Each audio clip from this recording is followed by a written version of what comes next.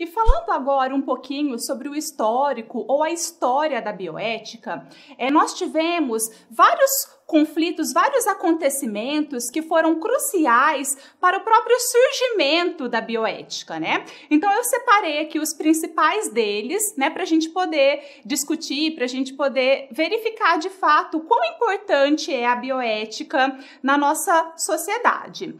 Lá em 1962, esse caso ele ficou conhecido, né, como o caso do Comitê de Seattle. Então, nessa mesma data, né, nesse mesmo ano, houve a invenção da máquina de hemodiálise, que provocou toda uma revolução, né, no tratamento médico de pessoas com uma falta, né, da função renal. Entretanto, toda a demanda, né, ela superou as possibilidades de atendimento. Então, ou seja, não existiam tantas máquinas de hemodiálise suficientes aí para atender todos os pacientes que necessitariam desse tratamento. E aí foi necessário, então, decidir quem receberia esse tratamento através dessas máquinas e quem não receberia. E, consequentemente, esse paciente, então, iria a óbito por falta desse tratamento revolucionário, né?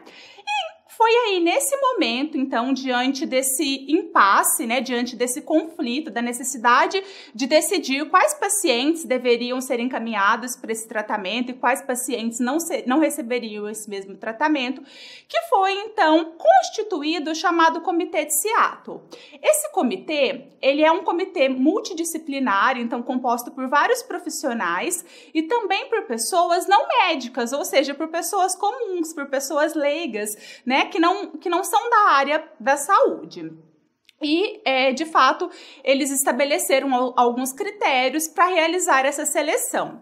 E isso chocou a sociedade, né? Então, ficou muito conhecido, né, essas escolhas do Comitê de Seattle, quando a jornalista Shana Alexander, ela publicou em um jornal de grande circulação, né, a seguinte manchete: eles decidem quem vive e quem morre. Então, ela se referia, de fato, a esse Comitê de Seattle.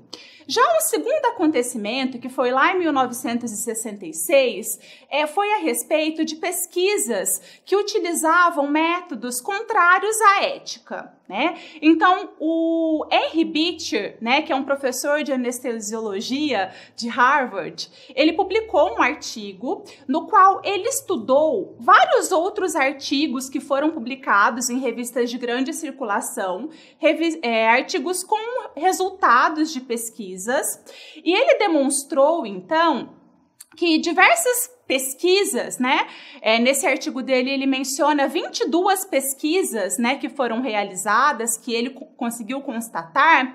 Elas eram realizadas utilizando pessoas, então utilizando, né, seres humanos vivos, utilizando pessoas que eram consideradas por esses pesquisadores como pessoas de segunda classe, como, por exemplo, prisioneiros ou pessoas idosas.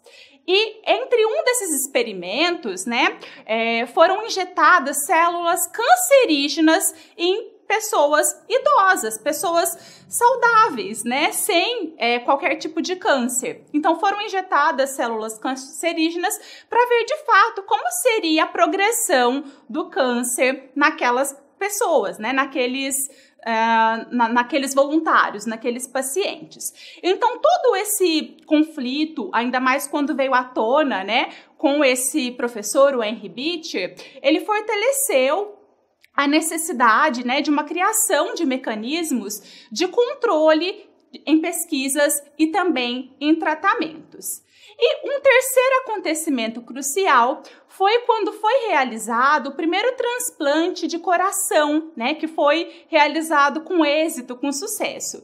Esse transplante de coração foi realizado pelo médico cirurgião sul-africano, né, Christian Barnard. E o que mais chocou na realidade a sociedade, também como toda a equipe médica, né, foi que na realidade foi transplantado um coração, né? Foi retirado o coração de uma pessoa para ser transplantado em uma outra pessoa. Então foi questionado o seguinte: será que esse médico, será que o Christian Barnard, ele matou aquele primeiro paciente porque ele, né, retirou o coração para poder transplantar em um segundo paciente? Então, para dar a vida a esse segundo paciente, foi necessário matar aquele primeiro paciente? Por quê? Porque foi questionado quais foram os critérios de morte utilizados aí por esse pesquisador. Naquela época, o critério de morte, né, comum utilizado era o cardiorrespiratório. Então, ou seja, apenas quando o coração parasse de bater que era diagnosticada a morte da pessoa. E a partir desse primeiro transplante de coração, houve a necessidade, então, de repensar em qual momento, então, aconteceria a morte, né? A possibilidade, então, da morte cerebral e não mais a morte cardiorrespiratória. Tanto é que hoje nós temos, né, uma legislação, a legislação brasileira, que é a legislação de transplantes de 1997, que fala justamente, né, que é considerado o momento da morte, esse momento da morte cerebral.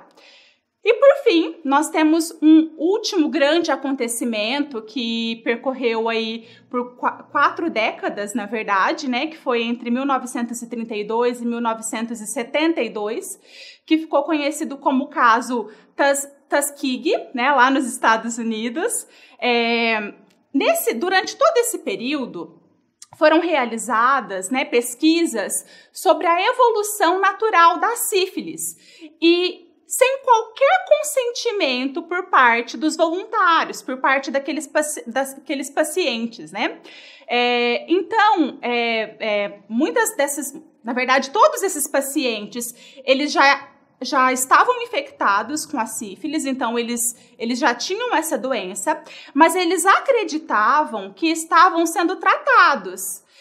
Mas não estavam, né? Então eles estavam recebendo um placebo. E eles foram levados a acreditar que eles estavam sendo tratados. E ao final dessa pesquisa, ao final, né, dessas 4 décadas, dos 399 homens infectados que participaram dessas pesquisas, apenas 74 estavam vivos ao final desse estudo. Então, houve todo, de fato, um massacre, né, de pessoas, de pacientes que poderiam ser tratados, porque naquela época já existia, né, o tratamento com antibiótico, e eles não foram por uma escolha desses pesquisadores. Então, com isso, nós encerramos toda essa parte histórica da bioética.